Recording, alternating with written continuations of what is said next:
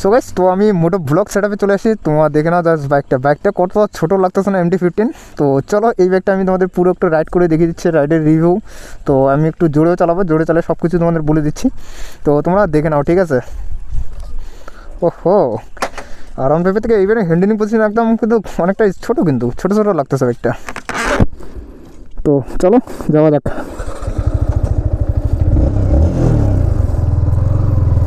দেখে নাও, ঠিক আছে? তো এই যে আমার বাইকটা, ঠিক আছে? আমার বাইকটা ও চালাচ্ছে। হ্যাঁ চল চল চল, এটা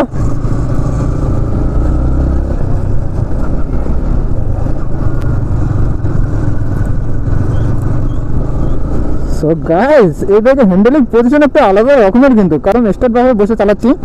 তো চলো আমি তোমাদের একটু জোরেও চালিয়ে দেখিয়ে দেবো, সব কিছু মিলিয়ে দেখিয়ে দিচ্ছি। আর আকাশের মনে হয় বৃষ্টি আসবে গাইস, তো তাও যাচ্ছি। তো চলো একটু ঘুরে আসতেছি, তোমরা অবশ্যই কিন্তু ভিডিওটা দেখতে থাকো। R15 আর MT-15 ইঞ্জিনগুলো এখন সেম ইঞ্জিন, মানে 155cc লিকুইড কুলিং ইঞ্জিন। আর জাস্ট খালি বাইকটা আলাদা আলাদা, মানে ওটা হলো স্পোর্ট বাইক আর এটা হলো নেকেড বাইক। তো চলো আমি একটু জোরে টানিয়ে তোমাদের দেখিয়ে দিচ্ছি। তো দেখো তোমরা, শুভটা ও আমার বাইকটা নিয়ে আসতেছে।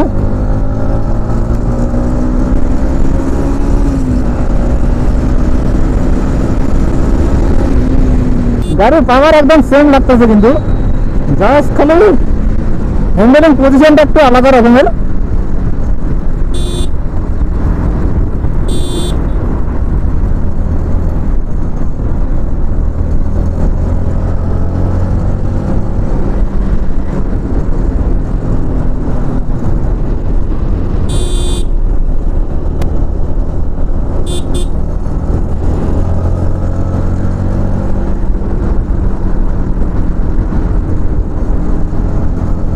টাটা, দেখতে পাচ্ছ কত ছোট ছোট ভাই বোনেরা।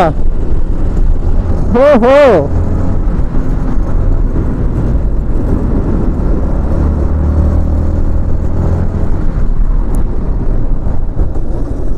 ব্রেকও মানতে হবে, দারুণ কিন্তু ব্রেক। চল এগা তুই। হ্যাঁ চল এগা।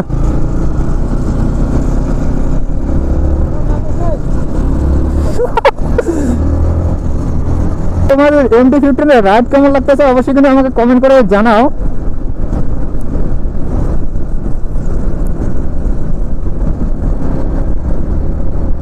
ওহো, লিন সত্যি দারুণ লাগে কিন্তু।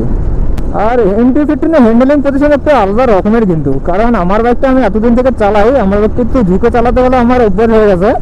এটা তো একদম স্টেট ভাবে বসেছি।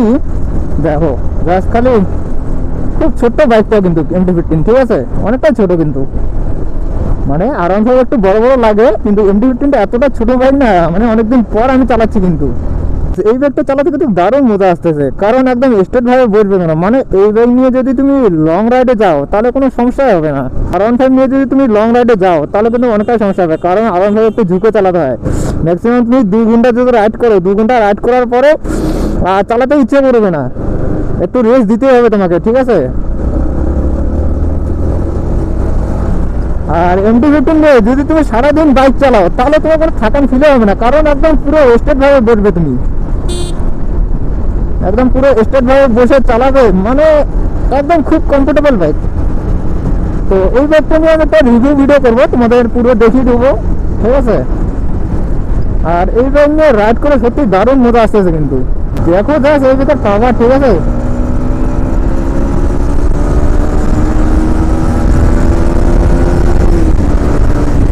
ওহো, সত্যি মানতে হবে কিন্তু, নেক্সট লেভেলের পাওয়ার গাইস।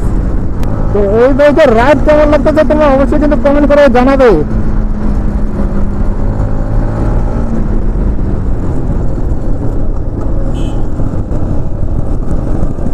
চলো তোমাদের এখানে একটু দাঁড়িয়ে আমি দেখিয়ে দিচ্ছি, দেখে নাও জাস্ট, ঠিক আছে? এই দেখো বাইকটা, দেখতে পাচ্ছ MT-15। তো তোমাদের রাইড কেমন লাগলো অবশ্যই কিন্তু কমেন্ট করে জানাবে, ঠিক আছে? এটা হলো MT-15, মানে পাওয়ার মানতে হবে কিন্তু। R15 আর MT-15 পাওয়ার একদম সেম কিন্তু, জাস্ট এটা নেকেড বাইক আর R15 হলো স্পোর্ট বাইক। তো ও আসতেছে, ও আমার বাইকটা নিয়ে ও পিছনে আছে। সো গাইস, তো তোমাদের ভিডিওটা কেমন লাগলো? ভিডিওটা ভালো লেগে থাকে তো একটা লাইক করে দিও, আর চ্যানেলটাতে নতুন হয়ে থাকে চ্যানেলটাকে অবশ্যই সাবস্ক্রাইব করো। তো দেখতে পাচ্ছ, তো এই বাইক নিয়ে আমি একটা ফুল রিভিউ ভিডিও নিয়ে আসবো। তো চলো এখান থেকে যাওয়া যাক, ঠিক আছে?